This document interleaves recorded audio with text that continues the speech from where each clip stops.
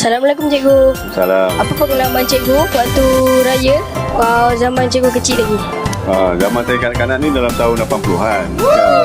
Pada tu memang seronok lah bila hari raya. Sebab kita dapat berkumpul sama rakan-rakan untuk pergi berhari raya di rumah rakan-rakan dan juga saudara mara. Dan dapat makan makanan yang lazat-lazat itu satu yang menyeronokkan bagi saya lah. Apa makanan favourite cikgu waktu raya? Masa tu memanglah rendang tu adalah makanan yang saya suka. Okey, biasa duit raya cikgu dapat apa? Pada zaman tersebut, masa tersebut taklah banyak seperti sekarang kan. Ada yang bila kita ke rumah orang tu tak bagi duit kan. Tapi ada yang bagi tu biasanya antara 10 sen hingga 20 sen saja. Okey, terima kasih cikgu. Assalamualaikum cikgu. Salam. Boleh tak cikgu kongsi kenangan paling best dan manis sewaktu cikgu kecil pada hari raya? Okey, masa tu kita akan kumpul pergi raya, pakai baju raya. Yang paling best ialah tungguai Longchan yang botol kaca tu, yang warna macam-macam flavor. Sebab nenek saya akan beli 2 tong untuk cucu-cucu dia minum. Apakah kenangan raya paling manis cikgu waktu cikgu kecil-kecil lagi? Mercun yang dibuat daripada bariam. Bariam tengah sembahyang kita main. Jadi kena kerja dengan polis. Apa pengalaman cikgu waktu raya masa cikgu kecil?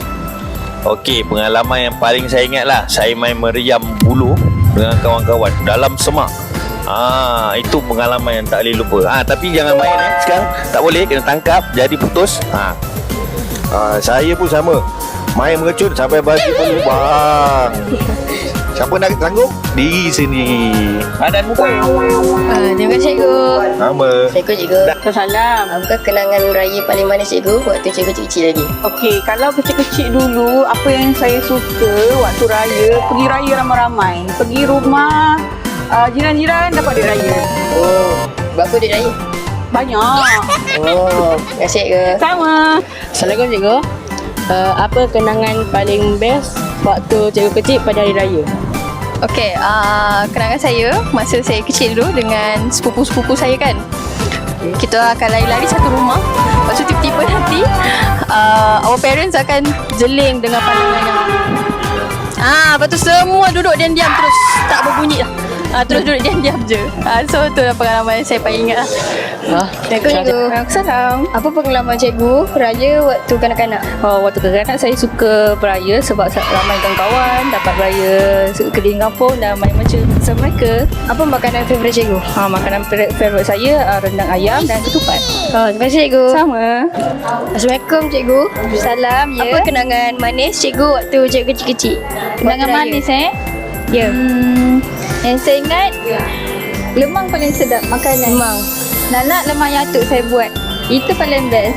Favourite cikgu lah. Ya, itu paling favourite. Jadi saya cari dulu first. Okey, terima kasih cikgu. Okey, sama. Assalamualaikum cikgu. Salam. Apakah kenangan paling manis untuk cikgu waktu cikgu kecil lagi? Okay, kenangan paling manis adalah saya dapat banyak duit raya. Berapa banyak? Banyak, dalam 700 ribu. Banyak. Terima kasih cikgu. Sama. Selamat Hari Raya. Selamat Hari Raya. Selamat